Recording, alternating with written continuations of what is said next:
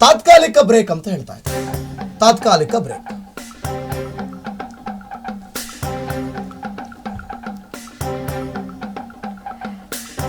ಧರ್ಮಸ್ಥಳ ಬುರುಡೆ ಶೋಧಕ್ಕೆ ತಾತ್ಕಾಲಿಕವಾಗಿ ಬ್ರೇಕ್ ಬಿದ್ದಿದೆ. ಧರ್ಮಸ್ಥಳ ಬುರುಡೆ ಹುಡುಕಾಟ ನಿಂತಿದ್ಯಾಕೆ? ಸಮಾಧಿ ಶೋಧ ಇಷ್ಟು ದಿನ ಸಿಕ್ಕಿದ್ದೇನು? ಹಾಗಾದ್ರೆ ಮಾಸ್ಕ್ ಮ್ಯಾನ್ ರಕ್ಷಣೆಗೆ ಸರ್ಕಾರ ಸನ್ನದ್ಧವಾಗಿ ನಿಂತಿದೆ. ಇತ್ತ ಕೈಕಮಲ ಮತ್ತೆ ಷಡ್ಯಂತ್ರ ಸಮರ ಕೂಡ ಮುಂದುವರೆದಿದೆ. ಎಫ್ಎಸ್ಎಲ್ ವರದಿ ಬರೋದು ಯಾವಾಗ? ಒತ್ತಡಕ್ಕೆ ಮಣಿದು ಎಸ್ಐಟಿ ತನಿಖೆ ಅಂತ ಬಿಜೆಪಿ ನಾಯಕರು ಆರೋಪ ಮಾಡ್ತಾ ಇದ್ರೆ ಸತ್ಯ ಹೊರಗೆ ಬರುವ ತನಕ ಎಲ್ಲರೂ ಕಾದ್ ನೋಡೋಣ ಅಂತ ಹೇಳಿ ಗೃಹ ಸಚಿವ ಡಾಕ್ಟರ್ ಜಿ ಪರಮೇಶ್ವರ್ ಒಂದು ಕ್ಲಾರಿಟಿ ಕೊಟ್ಟಿದ್ದಾರೆ.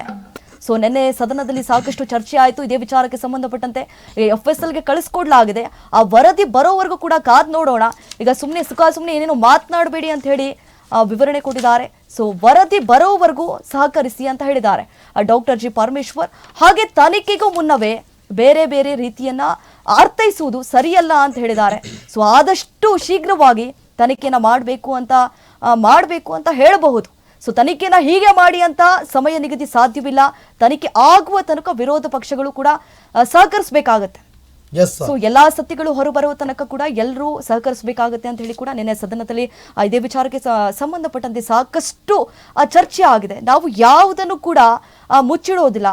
ಅದು ಯಾವ ರೀತಿ ಅಂದ್ರೆ ಕಾನೂನುಬದ್ಧವಾಗಿ ತನಿಖೆ ನಡೀತಾ ಇದೆ. ಸೊ ಮುಚ್ಚಿಡುವಂತಹ ಅವಶ್ಯಕತೆಯೂ ಇಲ್ಲ, ಅಗತ್ಯವೂ ಇಲ್ಲ ಅಂತ ಹೇಳಿ ಕೂಡ ನಿಷ್ಪಕ್ಷಪಾತವಾಗಿ ಪಾರದರ್ಶಕವಾಗಿ ಎಸ್ಐಟಿ ಅಧಿಕಾರಿಗಳು ಕೂಡ ತನಿಖೆಯನ್ನ ನಡೆಸ್ತಿದ್ದಾರೆ. ಸೊ ಹಾಗೆ ದಕ್ಷತೆಯಿಂದ ಪಕ್ಷಾತೀತವಾಗಿ ತನಿಖೆ ಮಾಡೋದು ನಮ್ಮ ಉದ್ದೇಶ ಅಂತ ಕೂಡ ನಿನ್ನೆ ಸದನದಲ್ಲಿ ಗೃಹ ಸಚಿವರು ಡಾಕ್ಟರ್ ಜಿ ಪರಮೇಶ್ವರ್ ಕೂಡ ಹೇಳಿದ್ದಾರೆ. ಸೊ ತನಿಖೆಯನ್ನ ಹೊರತುಪಡಿಸಿ ಬೇರೆ ಬೇರೆ ವಿಚಾರ ಮಾತನಾಡೋದು ಸರಿಯಲ್ಲ. ಆ ವಸ್ತುಸ್ಥಿತಿಯನ್ನ ನಾನು ಸದನದ ಮುಂದೆ ಹೇಳ್ತಾ ಇದ್ದೀನಿ ಅಂತ ಕೂಡ ನಿನ್ನೆ ಸದನದಲ್ಲಿ ಹೇಳಿರುವಂತದ್ದು. ನೋಡಿ, ಎಫ್ಎಸ್ಎಲ್ ವರದಿ ಬರೋವರೆಗೂ ಸಹಕರಿಸಿ ಅಂತ ಒಂದಷ್ಟು ಪಾಯಿಂಟ್ಸ್ಗಳಿವೆ, ನೋಡ್ತಾ ಹೋಗೋಣ. ಏನು ಹೇಳಿದ್ರು ಆಕ್ಚುಲಿ? ತನಿಖೆಗೂ ಮುನ್ನವೇ ಬೇರೆ ಬೇರೆ ರೀತಿ ಅರ್ಥೈಸುವುದು ಸರಿಯಲ್ಲ. ಬೇರೆ ಬೇರೆ ಅರ್ಥವನ್ನ ಕೊಡ್ತಾ ಇದ್ದಾರೆ. ಯಾವ ರೀತಿ ಅರ್ಥವನ್ನ ಕೊಡ್ತಾ ಇದ್ದಾರೆ ಅಂತಂದ್ರೆ, ಇಲ್ಲಿ ರಾಜಕಾರಣ ನಡೀತಾ ಇದೆ, ಅದು ನಡೀತಾ ಇದೆ, ಇದು ನಡೀತಾ ಇದೆ, ಇಲ್ಲಿ ಎತ್ತಿ ಕಟ್ತಾ ಇದ್ದಾರೆ. ಯಾರನ್ನೂ ಎತ್ತಿ ಕಟ್ತಾ ಇಲ್ಲ, ತನಿಖೆ ಆಗ್ತಾ ಇದೆ. ಆದಷ್ಟು ಶೀಘ್ರವಾಗಿ ತನಿಖೆ ಮಾಡಬೇಕು ಅಂತ ಹೇಳಬಹುದು. ತನಿಖೆಯನ್ನ ಹೀಗೆ ಮಾಡಿ ಅಂತ ನಾನು ಸಮಯವನ್ನು ನಿಗದಿ ಮಾಡೋದಕ್ಕೆ ಸಾಧ್ಯವಿಲ್ಲ. ಯಾಕಂತಂದ್ರೆ ಅವರಿಗೆ ಫುಲ್ ಫ್ರೀಡಮ್ ಕೊಟ್ಟಿದ್ದಾರೆ.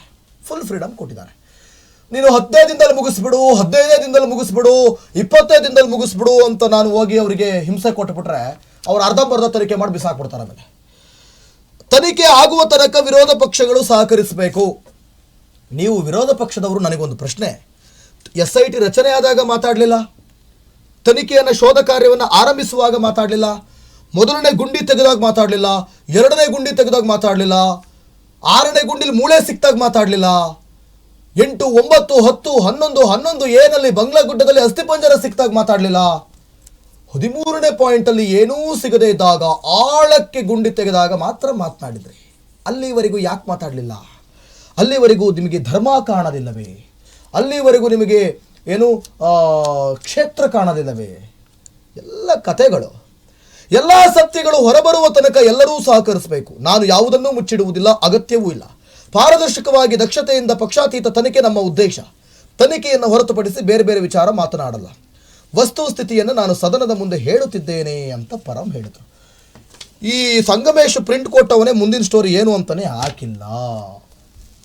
ಓಕೆ, ಇರಲಿ.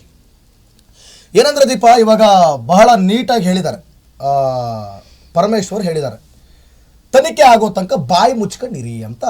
ನೇರವಾಗಿ ಬಾಯಿ ಮುಚ್ಕೊಂಡಿರಿ ಅಂತ ಹೇಳಕ್ಕಾಗಲ್ಲ ಸದನದಲ್ಲಿ. ಹಾಗಾಗಿ ನೀವು ತನಿಖೆ ಆಗೋವರೆಗೂ ಸುಮ್ಮನಿರಿ, ಇಲ್ಲ ಅಂತಂದ್ರೆ ಸಮಸ್ಯೆ ಆಗ್ಬಹುದು. ಅವ್ರು ಹೇಳ್ತಾರೆ, ಬಹಳ ಚೆನ್ನಾಗಿ ಹೇಳ್ತಾರೆ ದೀಪ, ಒಂದು ವೇಳೆ ಏನಾದ್ರೂ ಅಲ್ಲಿ ಏನೂ ತಪ್ಪುಗಳು ನಡೆದಿಲ್ಲ ಅಂದ್ರೆ ಕ್ಷೇತ್ರಕ್ಕೆ ಅಲ್ವಾ ಅನುಕೂಲ, ಕ್ಷೇತ್ರಕ್ಕೆ ಅಲ್ವಾ ಅನುಕೂಲ, ಅಂದ್ರೆ ಕ್ಷೇತ್ರಕ್ಕೆ ಒಳ್ಳೆ ಹೆಸರು ಬರೋದಲ್ವಾ. ಒಂದು ವೇಳೆ ಏನಾದ್ರೂ ಅಲ್ಲಿ ತಪ್ಪುಗಳು ನಡೆದಿದ್ದರೆ, ಯಾರಾದ್ರೂ ಅನ್ಯಾಯಕ್ಕೊಳಗಾಗಿದ್ರೆ ಅವರಿಗೆ ನ್ಯಾಯ ಸಿಗುತ್ತೆ, ಯಾರಾದರೂ ತಪ್ಪು ಮಾಡಿದರೆ ಅವ್ರಿಗೆ ಶಿಕ್ಷೆ ಸಿಗುತ್ತೆ. ಆಗಲೂ ಧರ್ಮಸ್ಥಳದ ಗೌರವ ಮತ್ತೂ ಹೆಚ್ಚುತ್ತಲ್ವಾ. ಧರ್ಮಸ್ಥಳದಲ್ಲಿ ಆಗ್ತಿರುವಂಥ ಒಂದಷ್ಟು ದೌರ್ಜನ್ಯಗಳೇನಾದರೂ ಆಗ್ತಿದ್ರೆ ಅದಕ್ಕೆ ಮುಕ್ತಿ ಸಿಗುತ್ತೆ. ಹಾಗೆ ಆ ಅರ್ಥದಲ್ಲಿ ಹೇಳಿದ್ರು. ಸೊ ಅದಕ್ಕಾಗಿ ವಸ್ತುಸ್ಥಿತಿಯನ್ನು, ಅಂದರೆ ವಸ್ತುಸ್ಥಿತಿ ಅಂದರೆ ಇರೋದನ್ನು ಹೇಳ್ತಾ ಇದ್ದೀನಿ ನಾನು ಅಂಥೇಳಿ ಬಹಳ ಅಚ್ಚುಕಟ್ಟಾಗಿ ಬಹುಶಃ ನೆನ್ನೆ ಒಂದಷ್ಟು ಕಮೆಂಟ್ಸ್ಗಳನ್ನೆಲ್ಲ ಅಬ್ಸರ್ವ್ ಮಾಡ್ತಾ ಇದ್ದೆ. ಪರಮೇಶ್ವರ್ ಅವರ ಮಾತು ನನಗೆ ಇವತ್ತು ಹಿಡಿಸ್ತು ಅಂತ. ಯಾಕಂದರೆ ಇಲ್ಲಿವರೆಗೂ ನನಗೆ ಮಾಹಿತಿ ಇಲ್ಲ ಅಂತಿದ್ರು. ಯಾವಾಗಲೂ ಮಾಹಿತಿ ಇಲ್ಲ ಅಂತಿದ್ದಂಥ ಗೃಹ ಸಚಿವರು ಏಕಾಏಕಿ ಅಷ್ಟೊಂದು ಮಾಹಿತಿಯನ್ನು ಕೊಟ್ಟಿದ್ದನ್ನು ನೋಡಿ ನಮ್ಮ ರಾಜ್ಯದ ಜನತೆ ಬೆಚ್ಚಿ ಬಿದ್ದಿದೆ.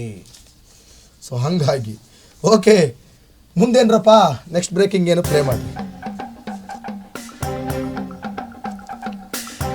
ವಿಧಾನಸೌಧದಲ್ಲಿ ಸದ್ದು ಮಾಡಿದಂತಹ ಸಿಎಂ ಕೊಲೆಗಾರ ಆರೋಪ. 24 ಕೊಲೆಗಳನ್ನ ಮಾಡಿಸಿದಂತಹ ಸಿದ್ದರಾಮಯ್ಯ ಅನ್ನುವಂತಹ ಚರ್ಚೆ ಆಗಿತ್ತು ನಿನ್ನೆ ಸದನದಲ್ಲಿ. ಆ ಬಿಜೆಪಿ ನಾಯಕರು ಇದೇ ವಿಚಾರವನ್ನ ಪ್ರಸ್ತಾಪ ಮಾಡಿ ಸಂಕಷ್ಟಕ್ಕೆ ಸಿಲುಕಿ ಹಾಕಿಕೊಂಡಿದ್ದಾರೆ. ಹಾಗಾದ್ರೆ ಸಿದ್ದರಾಮಯ್ಯ 24 ಕೊಲೆ ಮಾಡಿದ್ದಾರೆ ಅಂತ ಯಾರು ಹೇಳಿದ್ರು? ಹಾಗಾದ್ರೆ ಸರ್ಕಾರ ಪೊಲೀಸ್ ಇಲಾಖೆ ದಾರಿ ತಪ್ಪಿಸಿದ ಬಿಜೆಪಿ. ಮಹೇಶ್ ತಿಮ್ಮರೋಡಿ ಹೆಸರು ಹೇಳಿದೆ. ಬಿಜೆಪಿಗೆ ಈಗ ಶಾಕ್ ಎದುರಾಗಿದೆ ನೋಡಿ. ಇದೇ ವಿಚಾರಕ್ಕೆ ಸಂಬಂಧಪಟ್ಟಂತೆ ಈಗಾಗಲೇ ಬಿಜೆಪಿ ನಾಯಕರು ಇದೇ ಒಂದು ವಿಚಾರವನ್ನ ಮುಂದೆ ಇಟ್ಕೊಂಡು ಈಗ ಕಾಂಗ್ರೆಸ್ ನಾಯಕರ ವಿರುದ್ಧವಾಗಿ ಮುಗಿಬೀಳೋದಕ್ಕೂ ಕೂಡ ರೆಡಿ ಆಗಿದ್ದಾರೆ. ಹಾಗಾದ್ರೆ ಬಿಜೆಪಿಗೆ ತಿರುಗುಬಾಣವಾಯ್ತಾ ಅನ್ನುವಂತಹ ಪ್ರಶ್ನೆ ಈಗ. ಸಿಎಂ 24 ಕೊಲೆ ಮಾಡಿದ್ದು ಅಂತ ಹೇಳಿದ್ಯಾರು? ಸರ್ಕಾರ ಪೊಲೀಸ್ ಇಲಾಖೆ. ಹಾಗಾದ್ರೆ ದಾರಿ ತಪ್ಪಿಸುತ್ತಾ ಬಿಜೆಪಿ? ಮಹೇಶ್ ತಿಮ್ಮರೋಡಿ ಹೆಸರು ಹೇಳಿದೆ. ಬಿಜೆಪಿಗೆ ಈಗ ಶಾಕ್ ಎದುರಾಗಿದೆ. ಒಂದಷ್ಟು ಪಾಯಿಂಟ್ಸ್ಗಳಿವೆ, ನೋಡೋಣ ಆಕ್ಚುಲಿ ಏನಾಯ್ತು ಅಂತ. ಆಮೇಲೆ ನಾನು ಇದ್ರ ಬಗ್ಗೆ ಚರ್ಚೆ ಮಾಡ್ತೀನಿ. ಬಹಳ ಮಜವಾಗಿದೆ ಇದೊಂದು ಟಾಪಿಕ್. ಯಾಕೆ ಮಜವಾಗಿದೆ ಅಂತ ಹೇಳ್ತೀನಿ ನಾನು. ಸಿಎಂ 24 ಕೊಲೆ ಮಾಡಿದ್ದು ಅಂದಿದ್ಯಾರು? ಸರ್ಕಾರ ಪೊಲೀಸ್ ಇಲಾಖೆ ದಾರಿ ತಪ್ಪಿಸ್ತಾ ಬಿಜೆಪಿ. ಪಾಯಿಂಟ್ಸ್ ನೋಡೋಣ ಮೊದಲು, ಆಮೇಲೆ ಹೇಳ್ತೀನಿ. ಮಹೇಶ್ ತಿಮ್ಮರೋಡಿ ಹೆಸರು ಹೇಳಿದ ಬಿಜೆಪಿಗೆ ಶಾಕ್ ಎದುರಾಗಿದೆ. ಯಾಕೆ? ಸಿದ್ದರಾಮಯ್ಯ ಕೊಲೆಗಾರ ಅಂದಿದ್ದು ಮೊದಲು ಬಿಜೆಪಿ ಶಾಸಕ. ನನಗೆ ನಗು ಬರುತ್ತೆ ಈ ಟಾಪಿಕ್ ಮೇಲೆ. ಬೆಳ್ತಂಗಡಿ ಶಾಸಕ ಹರೀಶ್ ಪೂಂಜಾ ಮೊದಲು ಹೇಳಿದ್ದಂತೆ, ಹೆಂಗೆ ತಾಕ್ತಾವ್ರು ನೋಡಿ, ಅವ್ರ ಮೇಲೆ ಅವರೇ ತಾಕ್ತಾರೆ. 22 ಮೇ 2023 ಸಾರ್ವಜನಿಕವಾಗಿ ಹೇಳಿಕೆ ಕೊಟ್ಟಿದ್ದಂತ ಮಹೇಶ್ ತಿಮ್ಮರೋಡಿ. ಹರೀಶ್ ಪೂಂಜಾ ಹೇಳಿದ್ದನ್ನೇ ರಿಪೀಟ್ ಮಾಡಿದ ತಿಮ್ಮರೋಡಿ ಜೊತೆಗೆ ಅರೆಸ್ಟ್ ಆಗ್ತಾರ ಬಿಜೆಪಿ ಶಾಸಕ ಅನ್ನುವಂಥ ಪ್ರಶ್ನೆ ನೋಡಿ. ಬಿಜೆಪಿ